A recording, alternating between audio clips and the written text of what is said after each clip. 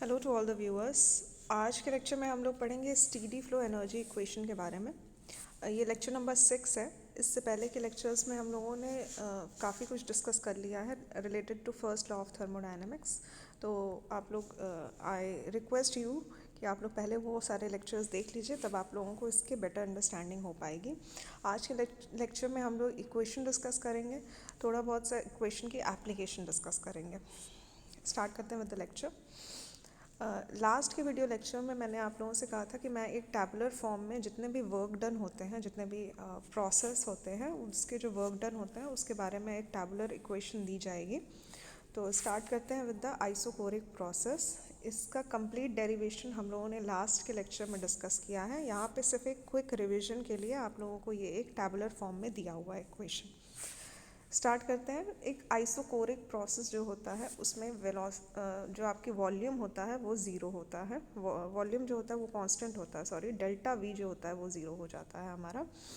तो इसमें जो आपका वॉल्यूम है वो कांस्टेंट है। वॉल्यूम कांस्टेंट होने की वजह से हमारा जो इक्वेशन होती है P/T is equals to constant हो जाता है।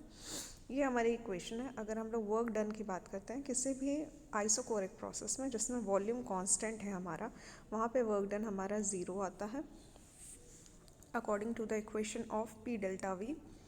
हमारा जो वर्क डन का फॉर्मूला होता है वो P∆V होता है, और इससे हमारा जो इक्वेशन की वैल्यू आती है वो ज़ीरो आती है। इंटरनल एनर्जी अगर की बात करें तो वो mCV∆T के बराबर होती है, और क्योंकि Q is equals to internal energy plus work done होता है और वर्क डन ज़ीरो हो जाता है, तो Q जो होता है वो भी हमारे इंटरनल एनर्जी के बराबर हो जाता है mCV∆T। नेक्स्ट है हमारा आइसोबारिक प्रोसेस, जिसमें हमारा डेल्टा P जो होता है वो ज़ीरो होता है, मतलब कि हमारा प्रेशर जो होता है वो कांस्टेंट होता है। यहाँ पे डेल्टा P ज़ीरो हो जाएगा, प्रेशर हमारा कांस्टेंट हो जाएगा, जिससे हमारी वॉल्यूम प्लस वॉल्यूम अपॉन में टेम्परेचर जो होता है वो कांस्टेंट हो जाता है। यहाँ V से वॉल्यूम है, वॉल्यूम अपॉन टेम्परेचर जो होता है वो हमारा कांस्टेंट हो जाता है। वर्क डन की जो इक्वेशन होता है P∆V, तो यहाँ पे P V2 माइनस V1 हो जाएगा। इंटरनल एनर्जी mCP∆T हो जाती है, क्योंकि आइसोबारिक प्रोसेस है, यहाँ पे कांस्टेंट प्रेशर की बात हो रही है, और जो हीट होता है वो इन दोनों का सम के बराबर हो जाता है। नेक्स्ट जो हमारा प्रोसेस है वो आइसोथर्मल प्रोसेस। आइसोथर्मल प्रोसेस का मतलब ये होता है PV is equals to constant. इसमें जो वर्क डन की इक्वेशन आती है वो P1 V1 ln V2/V1 हो जाती है। इसकी डेरिवेशन हम लोगों ने लास्ट लेक्चर में देखा हुआ है। तो अगर यहाँ पे आपको बस टैबुलर इक्वेशन दी जा रही है, यहाँ पे कैसे ये इक्वेशन फॉर्म हुई है ये नहीं बताया जा रहा है, इसके लिए आप लोगों को लास्ट का वीडियो लेक्चर देखना होगा। इंटरनल एनर्जी ज़ीरो हो जाती है, क्योंकि इंटरनल एनर्जी mCP∆T होती है। तो इंटरनल एनर्जी जो होती है is a function of temperature. तो अगर आपका टेम्परेचर ही कांस्टेंट है तो ये इंटरनल एनर्जी ज़ीरो हो जाती है। ये काफ़ी इंपॉर्टेंट है कि किसी भी आइडियल गैस के लिए जो हमारी इंटरनल एनर्जी होती है वो फंक्शन होती है उसके टेम्परेचर की। कितना टेम्परेचर में चेंज आया, अगर टेम्परेचर में चेंज ज़ीरो आया है तो फिर इंटरनल एनर्जी हमारी change in internal energy zero हो जाएगी इस पर्टिकुलर प्रोसेस में। Q जो होता है वो इन दोनों का सम हो जाएगा, मतलब इंटरनल एनर्जी तो ज़ीरो हो गई है तो वर्क डन के बराबर ही हो जाएगा। P1 V1 ln V2/V1 है ये, ठीक है। फिर नेक्स्ट होता है हमारा एडियाबैटिक प्रोसेस, जिसकी इक्वेशन लिखी जाती है PV upon gamma is equals to constant. इसमें जो वर्क डन की इक्वेशन आती है वो है P1 V1 minus P2 upon gamma -1। इसका भी पर्टिकुलरली डेरिवेशन हम लोगों ने डिटेल में किया हुआ है, यहाँ पे बस इक्वेशन दी हुई है। और जो इंटरनल एनर्जी हो जाएगी वो हो जाएगी mCV∆T। यहाँ पे हीट जो होता है वो ज़ीरो के बराबर हो जाता है, क्योंकि ये एक एडियाबैटिक प्रोसेस है। एडियाबैटिक प्रोसेस में हीट ट्रांसफ़र जो होता है वो हमारा ज़ीरो होता है। ये था वेरियस थर्मोडायनेमिक प्रोसेस में जो भी इक्वेशन आपकी यूज़ होती है, या वर्क डन की जो फॉर्मूला आता है, या इंटरनल एनर्जी, और साथ ही साथ Q की इक्वेशन दी हुई है यहाँ पे। इसी पे बेस्ड क्वेश्चंस किए जाते हैं। तो अगर आप लोगों को ये टैबुलर फॉर्म में सारी इक्वेशंस पता है तो आप लोगों के लिए क्वेश्चंस बहुत आसान हो जाएगा। नेक्स्ट हम लोग देखते हैं application of first law of thermodynamics. हम लोगों ने लास्ट के लेक्चर में पढ़ा था कि हमारा क्या होता है, फर्स्ट लॉ ऑफ थर्मोडायनेमिक्स। आज हम लोग उसका थोड़ा सा अनुप्रयोग पढ़ेंगे, मतलब application of first law of thermodynamics पढ़ेंगे। ठीक है, स्टार्ट करते हैं with the steady flow energy equation, जिसे हम लोग शॉर्ट में SFEE बोलते हैं। हिंदी में इसको बोलते हैं स्थिर प्रवाह ऊर्जा समीकरण। स्टेडी फ्लो का पहले हम लोग मतलब समझते हैं।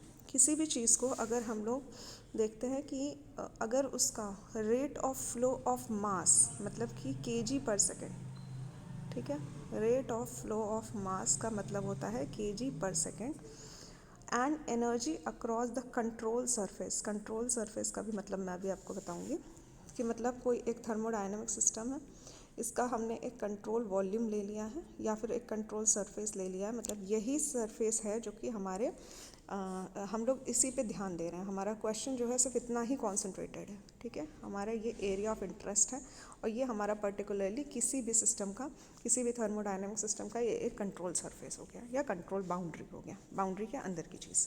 तो यहाँ पे जो हमारा मास फ्लो रेट होता है, मतलब कि m, और एक डॉट बना देते हैं जब हम लोग इसके ऊपर, तो वो मास फ्लो रेट हो जाता है। ठीक है, तो मास फ्लो रेट एंड एनर्जी, मतलब कि टोटल एनर्जी, इससे हम लोग ई से लिख सकते हैं, डेल्टा ई। ठीक है, डेल्टा ई जो होता है वो अगर हमारा कांस्टेंट रहता है तो मास फ्लो, मास और एनर्जी की बात की जा रही है, दो चीज़ों की बात की जा रही है। अगर ये दोनों कांस्टेंट रहता है तो हम लोग उसको स्टेडी फ्लो कहते हैं। ठीक है, कि टाइम के अकॉर्डिंग किसी भी टाइम फ्रेम में हमारा फ्लो का मास जो है और एनर्जी जो है वो कांस्टेंट रहती है, तो वो हमारा स्टेडी फ्लो या फिर स्थिर प्रवाह ऊर्जा समीकरण, स्थिर प्रवाह कहलाता है। स्थिर प्रवाह की अभी बात हो रही है, ऊर्जा समीकरण नहीं। ठीक है, स्थिर प्रवाह कहलाता है। ठीक है, नेक्स्ट हम लोग देखते हैं कि वह प्रक्रम जिसमें कार्यकारी पदार्थ, जो भी हमारा वर्किंग फ्लूइड है, की मात्रा निकाय में प्रवेश करते समय तथा निकाय से बाहर निकलते समय नियत बनी रहती है, उसे हम लोग स्थिर प्रवाह प्रक्रम कहते हैं। ठीक है, यहाँ पे क्या होता है कि according to, with respect of time सब कुछ कांस्टेंट रहता है, विद रिस्पेक्ट टू टाइम सब कुछ कांस्टेंट रहता है। एक और चीज़ होती है, यहाँ पे हम लोग मास फ्लो रेट की तो बात कर रहे हैं और साथ ही साथ एनर्जी की बात कर रहे हैं। बाकी और भी जो प्रॉपर्टीज़ होती है किसी भी कंट्रोल सरफेस की, मान लीजिए ये आपका एक कंट्रोल सरफेस है जहाँ से यहाँ पे इनलेट हो रहा है, 1 पॉइंट है, ये पॉइंट नंबर 2 है, यहाँ से आप लोगों का एग्जिट हो रहा है, निकासी हो रही है। ठीक है, तो यहाँ से जहाँ से एंट्री हो रही है और जहाँ से एग्जिट हो रही है, वहाँ पे हम लोग अगर कोई पॉइंट कंसीडर करें तो इस पर्टिकुलर पॉइंट पे जो भी प्रॉपर्टीज़ हैं, जैसे कि P1 है या फिर V1 है या फिर इसका टेम्परेचर है T1, तो ये सारी चीज़ें विद रिस्पेक्ट ऑफ टाइम हम लोग कांस्टेंट मान के चलते हैं। ऐसे ही सिमिलरली यहाँ पे एक पर्टिकुलर पॉइंट है, P2 है, V2 है या फिर टेम्परेचर T2 है, ये सारी चीज़ें with respect of point 2 and with respect to time, समय के साथ ये सारी चीज़ें जो हैं वो कांस्टेंट मानी जाती हैं इस पर्टिकुलर पॉइंट पे। ठीक है, तो वो कहलाता है हमारा स्थिर प्रवाह प्रक्रम या फिर स्टेडी फ्लो प्रोसेस। अब हम लोग देखते हैं एनर्जी इक्वेशन कैसे बनती है। दो एनर्जी इक्वेशन की बात करेंगे हम लोग, क्योंकि हम लोगों ने अपने डेफिनेशन में देखा कि मास फ्लो रेट कांस्टेंट रहता है। मास फ्लो रेट कांस्टेंट रहता है, मतलब मास को बैलेंस करना पड़ेगा, मास को बैलेंस करना पड़ेगा। ठीक है, तो m1 is equals to m2 के बराबर। ठीक है, mass flow rate at point 1 is equals to mass flow rate at point 2। ठीक, तो सबसे पहले समझते हैं मास क्या होता है। मास की अगर हम लोग बात करें तो डेंसिटी इनटू वॉल्यूम। ठीक है, डेंसिटी इनटू वॉल्यूम, वॉल्यूम क्योंकि मास फ्लो रेट की बात हो रही है तो पर यूनिट टाइम। अभी वॉल्यूम पर यूनिट टाइम को हम लोग कैसे लिख सकते हैं, रो इनटू एरिया इनटू वेलोसिटी। ठीक है, कैसे, क्योंकि वॉल्यूम जो होता है हमारा वो एरिया इनटू वेलोसिटी होता है, एरिया इनटू लेंथ होता है। ठीक है, एरिया इनटू लेंथ। अब पर यूनिट टाइम है तो हो जाएगा हमारा रो ए एल अपॉन में टाइम। ठीक है, तो रो ए एल अपॉन में टाइम, तो क्या हो जाएगा हमारा rho into area into velocity. ठीक है, सी जो है वो वेलोसिटी है, तो रो1 A1 C1 is equals to रो2 A2 C2। ये हो जाएगा हमारा मास का बैलेंस। अब हम लोग जानते हैं कि जो हमारा स्पेसिफिक वॉल्यूम होता है, स्पेसिफिक वॉल्यूम, ये क्या होता है? Volume per unit mass. ठीक है, तो अगर हम लोग मास लिखना चाहते हैं तो 1 वॉल्यूम लिख सकते हैं। अगर ये स्पेसिफिक वॉल्यूम है, इस तरह से लिखा जाता है। तो हम लोग अगर लिखना चाहते हैं तो हम लोग यहाँ पे इसको रो की जगह पे, ठीक है, ठीक है, यहाँ पे हम लोग देखते हैं थोड़ा सा कंफ्यूजिंग हो गया यहाँ पे। तो मतलब 1/रो जो होता है वो हमारा स्पेसिफिक वॉल्यूम के बराबर हो सकता है, क्योंकि ये वॉल्यूम अपॉन मास है। तो अगर हम लोग इसको इस मास को अगर ऊपर ले जाएं और वॉल्यूम को नीचे लाएं तो ये हमारा डेंसिटी ही तो हुआ। मास अपॉन वॉल्यूम डेंसिटी होता है, और स्पेसिफिक वॉल्यूम क्या है? वॉल्यूम अपॉन मास है। तो ये क्या हो जाएगा? 1 density is equals to specific volume. ठीक है, तो यहाँ पे रो की जगह पे हम लोग 1 स्पेसिफिक वॉल्यूम भी लिख सकते हैं। तो यहाँ से जो हमारी इक्वेशन आ जाएगी वो ऐसे आ जाएगी। अगर इसके बाद भी समझ नहीं आया तो मैं आपको एक बार, पेज ही क्लियर हो गया, सॉरी। यहाँ पे अगर मैं आपको फिर से समझाती हूँ, यहाँ पे हो गया हमारा m1 is equals to m2 के बराबर। ठीक है, यहाँ पे इसको हम लोग लिख सकते हैं रो1 a1, और हमारा जो वॉल्यूम हो गया c1, सॉरी, रो1 a1 c1 is equals to रो2 a2 c2। ठीक है, यहाँ पे जो होता है रो इज इक्वल्स टू m/v, और स्पेसिफिक वॉल्यूम जो होता है वो होता है वॉल्यूम अपॉन मास। तो अगर हम लोग इसको लिखें a1/c1 is equals to specific volume v1 is equals to a2/c2 upon में स्पेसिफिक वॉल्यूम 2। ठीक है, ये हमारी मेन इक्वेशन हो जाएगी। ठीक है, थोड़ा सा रिमाइंड में जाके आप लोग जो पेज में लिखा था वो आप लोग लिख सकते हैं उसको, और समझने के लिए ये देख सकते हैं। ठीक है, ये हो जाएगा आपका जब मास को आप लोग बैलेंस करते हैं। नेक्स्ट हम लोग देखते हैं एनर्जी को बैलेंस करते हैं।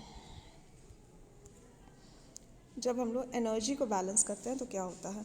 Total energy of any thermodynamic system, total energy of any thermodynamic system is constant. तो according to the first law total energy constant रहती है। अब टोटल एनर्जी में क्या क्या आता है? एक तो एंथैल्पी आती है, एक काइनेटिक एनर्जी आती है, एक पोटेंशियल एनर्जी आती है, और साथ ही साथ हीट सप्लाइड, मतलब प्रवेशित ऊर्जा तो एंट्री वाला हो जाएगा। टोटल एनर्जी में क्या हो जाएगा? कुल ऊर्जा। ठीक है, कुल ऊर्जा। तो कुल ऊर्जा में क्या आएगा? कुल ऊर्जा में क्या आएगा? प्रवाह ऊर्जा, गतिज ऊर्जा, स्थिर ऊर्जा और दी गई ऊष्मा। ठीक है, तो अगर एंट्री में हम लोग ऊष्मा को सप्लाई करते हैं, हीट को सप्लाई करते हैं, और एग्जिट में हमें वर्क डन मिलता है। पॉइंट नंबर 1 में आपने क्यू को सप्लाई किया, पॉइंट नंबर 2 पे आपको एक कुछ वर्क डन आउटपुट मिल रहा है, तो ये आपका हो जाता है। तो हम लोग यहाँ पे टोटल एनर्जी को कांस्टेंट करके देखते हैं। टोटल एनर्जी को कांस्टेंट करके देखते हैं। तो अगर कोई, यहाँ पे हम लोग एक डायग्राम बनाते हैं। ये हमारा सिस्टम है। आई थिंक डायग्राम मैंने बनाया होगा यहाँ पे, ठीक है, नहीं है। डायग्राम हम लोग बनाते हैं। यहाँ पे हमारी कोई इक्वेशन है, ठीक है, ये पॉइंट नंबर 1 है, ये पॉइंट नंबर 2 है, ये कोई हमारा थर्मोडायनेमिक सिस्टम है। तो पॉइंट नंबर 1 पे हम लोग देखते हैं जो हमारी इंटरनल एनर्जी है, ठीक है, और इसके साथ ही जो हमारी फ्लो एनर्जी है। अब ये पूरा हो जाएगा हमारी एंथैल्पी। ठीक है, लास्ट के लेक्चर में हमने देखा कि internal energy plus flow energy मिलके हमारी एंथैल्पी बनाती है। उसके बाद C1²/2 ये हमारी काइनेटिक एनर्जी है, पर यूनिट मास में है। ठीक है, यहाँ पे काइनेटिक एनर्जी क्या होती है? काइनेटिक एनर्जी होती है 12mc²। ठीक है, c यहाँ पे वेलोसिटी है, तो C1²/2 हो जाएगा। और यहाँ पे जो हमारा पोटेंशियल एनर्जी होता है वो mgh होता है। ठीक है, यहाँ पे m जो है पर यूनिट मास ले लिया है हमने, तो m को हटा दिया है, तो हमारा Z1 + g हो गया। Z1 जो है वो एलिवेशन है पॉइंट नंबर 1 का, मतलब अगर यहाँ से अगर इसकी हाइट देखी जाए बेस से तो ये Z1 है।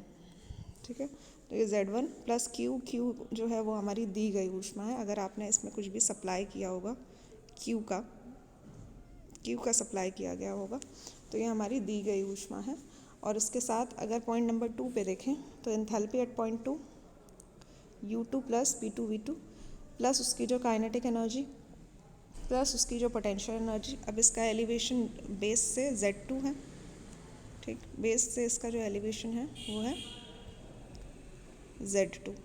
यहाँ पे Z2 हो जाएगा तो Z2 G प्लस उसके बाद जो भी सिस्टम ने वर्क किया होगा आउटपुट मिला हमें W, तो ये हमारा वर्क डन यानी कि कार्य हो जाएगा। ये कंप्लीट जो हमारी इक्वेशन है ये हमारी एनर्जी फ्लो इक्वेशन हो जाती है, ठीक है।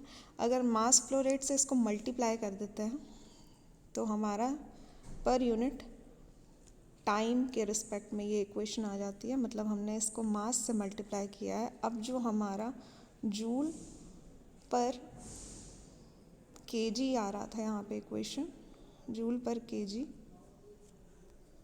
इसमें इक्वेशन आएगी, वो यहाँ पे जूल पर सेकेंड हो जाएगी, यानी कि वॉट में आ जाएगी, जूल पर सेकेंड हो जाएगी।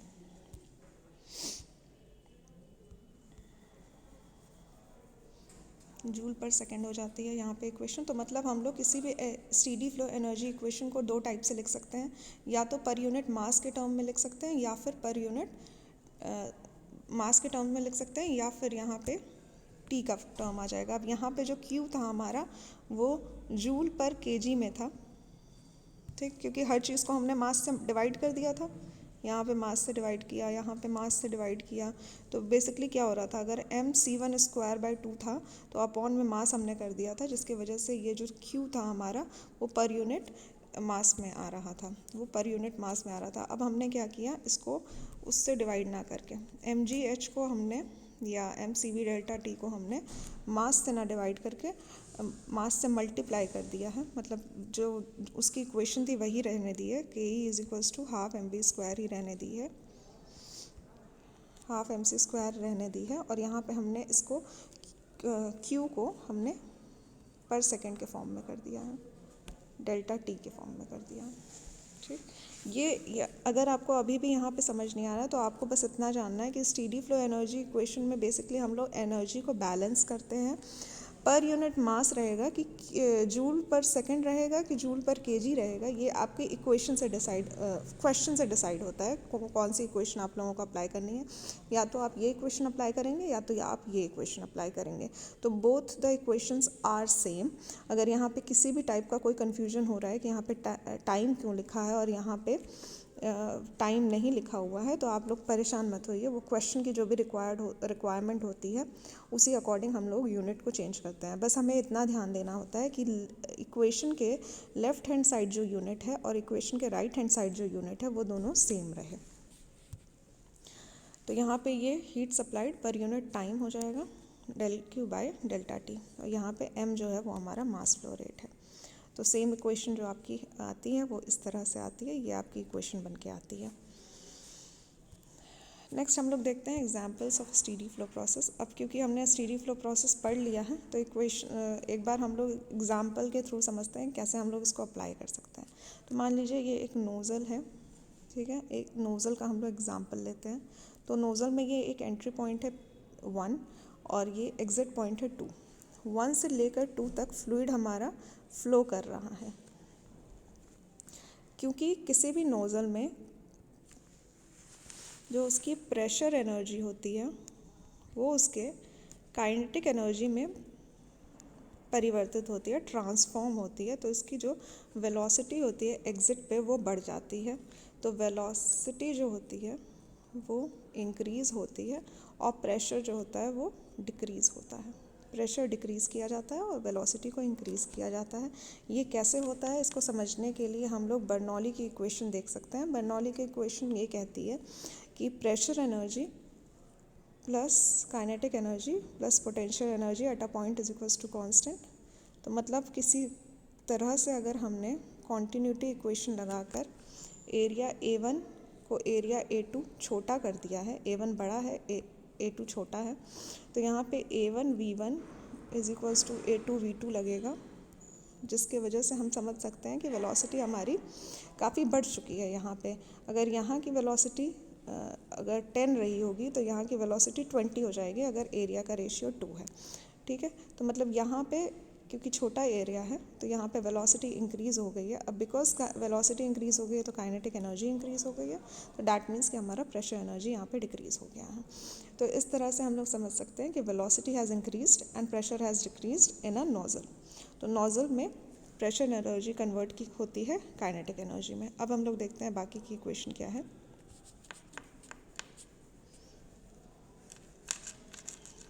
नोज़ल में बाकी की इक्वेशन देखते हैं।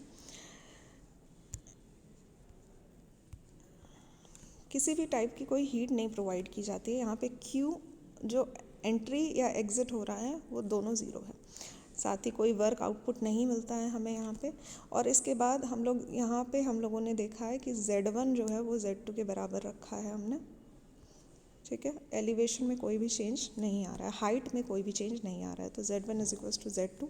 अब अगर हम लोग इस पर्टिकुलर इक्वेशन में स्टीडी फ्लो एनर्जी इक्वेशन में अगर हम लोग वैल्यू पुट करते हैं तो H1 प्लस V1 स्क्वायर, यहाँ पे V वेलोसिटी से है, यहाँ पे मतलब यहाँ पे C1 स्क्वायर जो आपको अपने अकॉर्डिंग समझ में आए, तो C1 स्क्वायर प्लस ज़ीरो, क्योंकि यहाँ पे बाकी चीज़ें ज़ीरो हो गई है, ये भी ज़ीरो है, ये भी ज़ीरो है, ज़ीरो नहीं है ये, Z1 is equals to Z2 के बराबर है, तो चेंज इन बोथ, ये दोनों एक दूसरे से कैंसिल आउट हो जाएंगे, ठीक। और Q डेल्टा Q ज़ीरो हो जाएगा हमारा, और W भी ज़ीरो है। तो ये इस तरह से हमारा जो इक्वेशन आएगी वो तो कुछ इस तरह आएगी। इसके साथ ही क्योंकि हम लोगों ने देखा पॉइंट नंबर 2 पे वेलोसिटी बहुत बहुत ज़्यादा बढ़ जाती है V1 के कंपैरिजन में, तो हम लोग इन केस ये एक V1 एक बहुत स्मॉल वैल्यू आ रही है, तो यहाँ पे जब इसका स्क्वायर करेंगे तो उससे भी ज़्यादा स्मॉल वैल्यू आ जाती है, तो इसको हम लोग नेगलेक्ट कर देते हैं, इसको हम लोग नेगलेक्ट कर देंगे।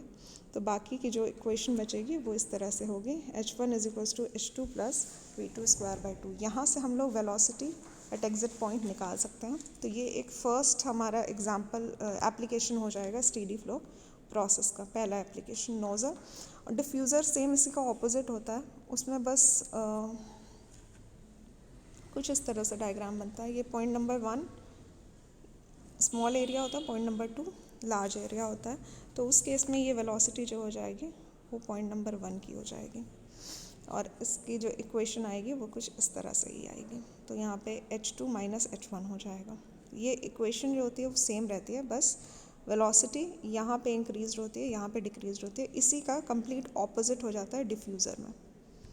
नेक्स्ट हम लोग देखते हैं किसी भी टरबाइन या कंप्रेसर में क्या होता है। तो टरबाइन कुछ इस तरह से एक वर्क प्रोड्यूसिंग डिवाइस होता है, वर्क को प्रोड्यूस करता है। यहाँ पे किसी भी टाइप की कोई भी हीट एक्सचेंज नहीं हुआ, हीट ट्रांसफ़र ज़ीरो है, क्योंकि ये एक वेल इंसुलेटेड टरबाइन है। साथ ही Z1 is equals to Z2 के बराबर रखते हैं हम लोग। उसके बाद अगर हम लोग इक्वेशन देखते हैं तो यहाँ पे H1 प्लस इसके साथ साथ ये जो हमारी स्टीडी फ्लो एनर्जी इक्वेशन आ रही थी, स्टीडी फ्लो एनर्जी इक्वेशन में अगर हम लोग टरबाइन को इस इक्वेशन में रखते हैं, तो इस पर्टिकुलर इक्वेशन को जब हम लोग टरबाइन में रखेंगे तो हमारे पास ये आएगा। हम लोग kinetic energy, change in kinetic energy को भी नेगलेक्ट मान रहे हैं, तो V1 को नियरली हम लोगों ने V2 के बराबर ही मान रखा है।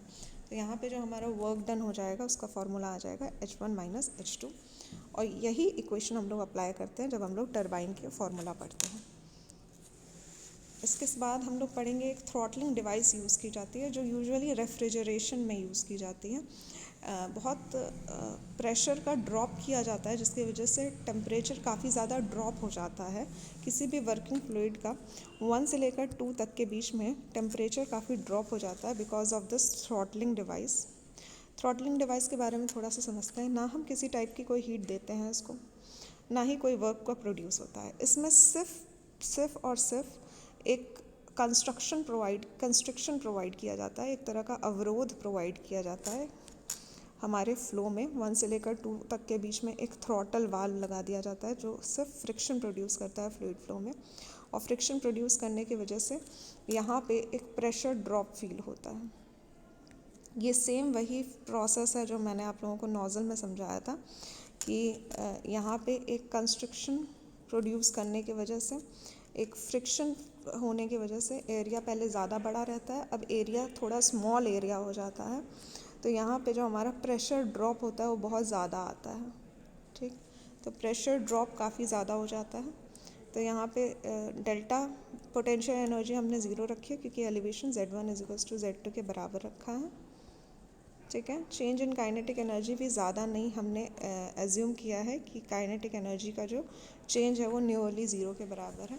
तो H1 plus kinetic energy at point 1 plus potential energy at point 1 plus दी गई ऊष्मा is equals to H2 plus kinetic energy at point 2 plus potential energy at point 2 plus W जो भी हमें कार्य मिला है। तो यहाँ पे ये ज़ीरो हो जाएगा हमारा, Q भी ज़ीरो हो जाएगा और साथ ही काइनेटिक एनर्जी के चेंज जो है वो दोनों के बराबर हो जाएगा, तो ये दोनों कैंसिल आउट हो जाएगा। पोटेंशियल एनर्जी का चेंज दोनों के बराबर हो जाएगा, तो ये भी कैंसिल आउट हो जाएगा।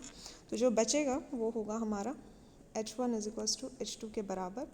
मतलब किसी भी थ्रॉटलिंग डिवाइस में जब भी कोई फ्लो होता है, थ्रॉटलिंग डिवाइस में कोई फ्लो होता है तो हमेशा एंथैल्पी जो होती है वो हमारी कांस्टेंट होती है, H1 is equals to H2 के बराबर होती है। तो ये एक तरह का आइसेंथैल्पिक प्रोसेस हो जाता है,